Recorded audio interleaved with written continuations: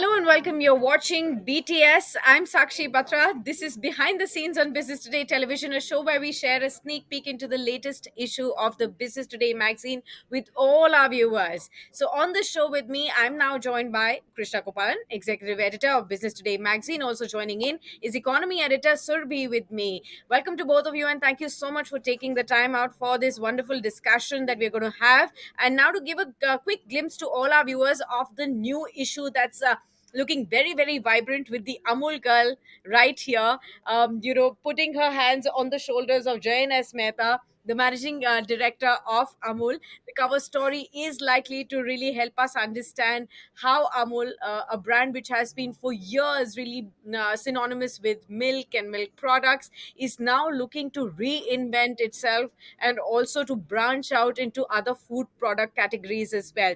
And Krishna, so let me kick start off with you because you've written this cover story. Help us understand more about, where does Amul stand right now, and where do we see Amul going towards, both in the non-dairy and the dairy space as well going forward. Thank you for having me, Sakshi. Amul for years has been synonymous with milk, but the interesting part is one must understand that it's still restricted, or most of its money comes largely from one state, which is Gujarat, because it's milk is a perishable product. There's a very unique procurement system. They work as a cooperative, so fundamentally the model revolves around they can't say no to a person even who comes with exactly 1 liter of milk. That's how the model works. So they charge the maximum, they give the farmer the maximum price and attempt to give the minimum price for consumer. So and within that narrow band is how they look to meet their expenditure. So the model has been unique. It's scaled up quite remarkably. Understand it from a point of view where they closed last fiscal, which is FY23, at 55,000 crores, which makes it clearly the largest FMCG company in that sense. I can't. Sorry, I shouldn't even say company because it's a cooperative. They will take objection to this. But remember, at 55,000 crores, 96% comes only from milk and milk products. So it's plain pouch milk that all of us get delivered at home, and beyond that, into butter, chars, lassi, and the whole range actually.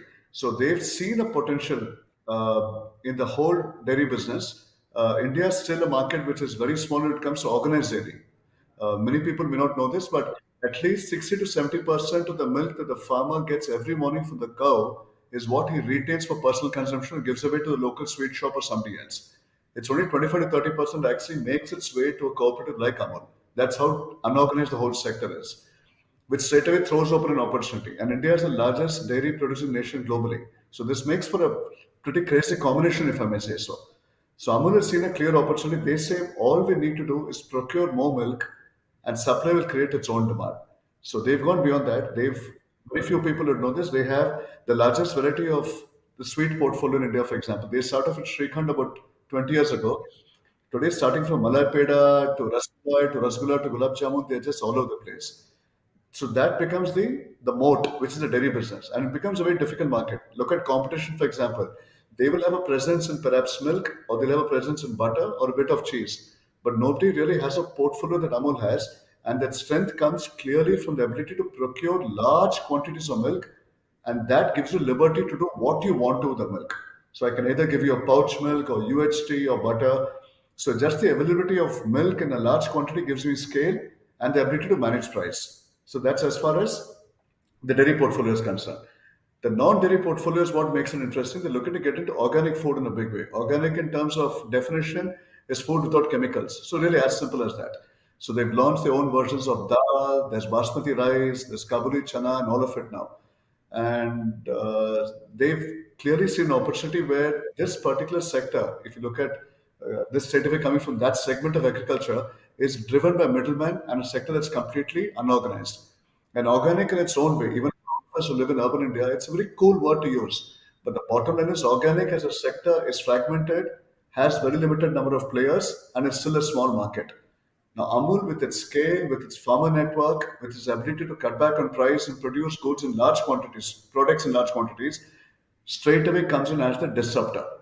So, and they have a distribution network. Amul products straight away reach 1 million outlets across the country.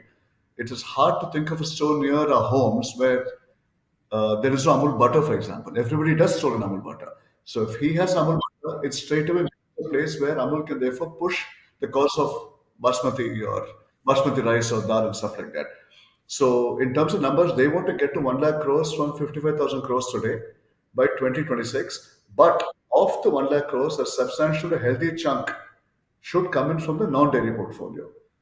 So to repeat, they have the funding, they have the distribution, they understand the business, and they can get that right. Again, to elaborate, very few people know they have a presence in a business like French fries, and that was completely by chance because they went into Gujarat and found a huge number of farmers who had potatoes and didn't know what to do with it. So they bought to the potato completely, and guess what? A large quantity of that now gets exported to Japan. So they've understood this model completely. They say you just continue producing at scale, the demand will come in. So that's really kind of the reorientation of Amul, if I may say so.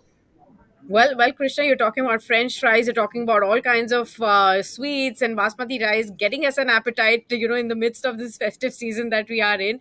But help us understand a little bit more on, what potential exists for Amul, in this space as it looks to foray into this organic food space. What does it look to achieve? Because this is again a very highly competitive space as well. We already have mammoths of the FMCG space holding their ground in the organic food market and increasing in number as well.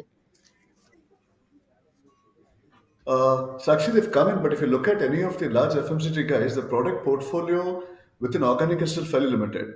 That's exactly what I meant to say when the market is fragmented. So here's a guy who now comes in with a product portfolio, let's say about 10 or 15 in terms of range, and he's looking to launch jaggery, looking to launch spices, looking to launch tea and stuff like that. So the moment he says, "You think of the word organic, I will come to you with the product."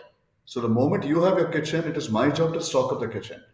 And they genuinely believe, this may sound a little ambitious, but they believe the opportunity in organic can be as large, if not larger, than what one is seeing in the dairy business in India.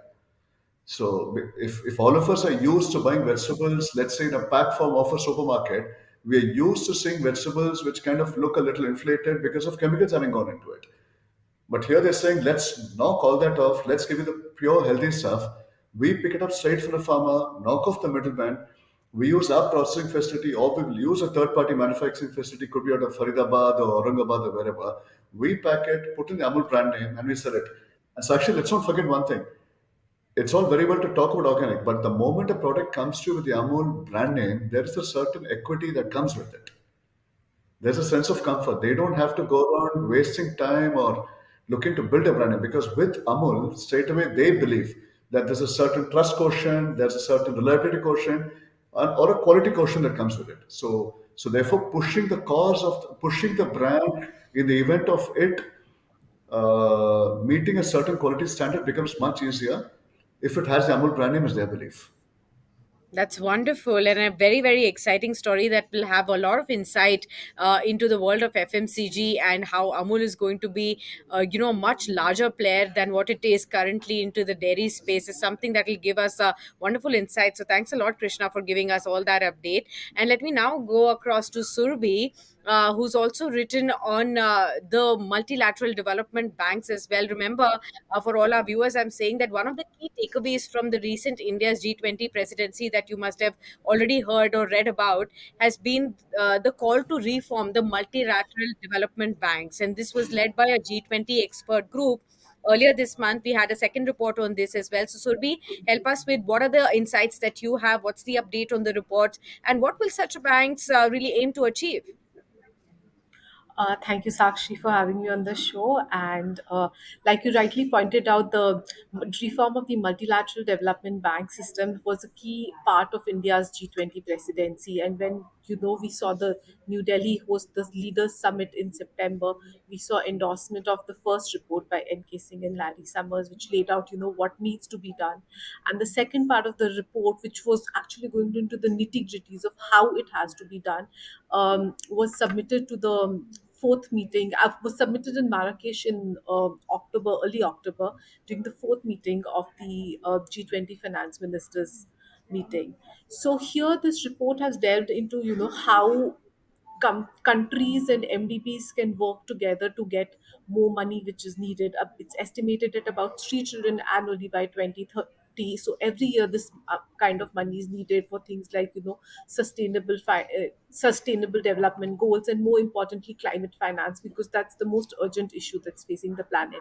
So what's happened is that the meeting in Marrakesh was very supportive of this report, and it's been seen that all G20 countries have come together to support it, and they've decided to take it forward. And more importantly, even the heads of MDBs, including the World Bank, they've all agreed that they need to do reform so that they're more receptive to the needs of the developing countries and the global south, as it's called, so that the world together can come together and work on this issue of climate finance and green energy. Because as you can see, global warming has become a very real issue. We've seen temperatures rising, floods, rains, everything happening, and countries have woken up to the challenge that is climate finance. That's wonderful. But tell us and our viewers as well that, how will such banks really, or how will India stand to benefit and along with other developing countries with this? So when we talk about, the benefits of the reform, we have to go back about, 80 years ago when, these multilateral development banks were formed. It was, in the 1940s, soon after the Second World War. And at that time, the needs of the world was much different. These banks were formed with limited membership, which was like about 38 in the case of the World Bank. It only had 38 members when it was formed. And the idea was to, reconstruct the world and much of the developed countries after the Second World War had ravaged. But over the years, we've seen that the needs have changed, and the de- the developing countries, the global south, as countries are called, their needs are different from what the West or the developed countries, and most of the money is, perceives it to be. So if if these reforms actually go through, it's going to be about, it's going to take, if it goes through, it'll be about a 7-year period till 2030. It would mean that developing countries have a much greater say in how the money that is given to them is spent, what kind of projects are used. Because one of the key aspects of the second report has been that rather than go to just project specific thing, the MDB should work with the national government to identify what kind of projects are needed. Secondly, we'll see more private capital through sovereign wealth funds and things coming in. So there'll be more money for to take forward this kind of projects. And for India, it means that it's been trying to project it as a bridge between the global south and the global north, and this kind of support that we've seen come such a key agenda of G20 presidency means that India is being taken more seriously. Of course, more work will continue. April, we'll have the annual Fund Bank meetings where Russell will be the next G20 president, which will take this forward. Right. Right, absolutely. And hopes are high on how India has already been pitched as the voice of the global south in the India's G20 presidency. And with this new reform, also more and more voices from the global south are heard, is something that everybody will be hoping, pinning their hopes on as well. Well, many thanks, Surbi. And thank you so much, Krishna, for being with us on this edition and sharing with us insights into the latest edition. I'll, at this point in time, urge all our viewers to please go out there and grab your copies. I've got mine. They are already on the stands, but a lot of insights that you can hope for to understand if you are a student of the economy, if you are a businessman, if you are already into the corporate realm. There is something for everyone out there in this edition. Many thanks for being with us on Business Today Television to hear us out, but do stay tuned as well, as a lot of updates continue on the other side from the world of business and stock markets.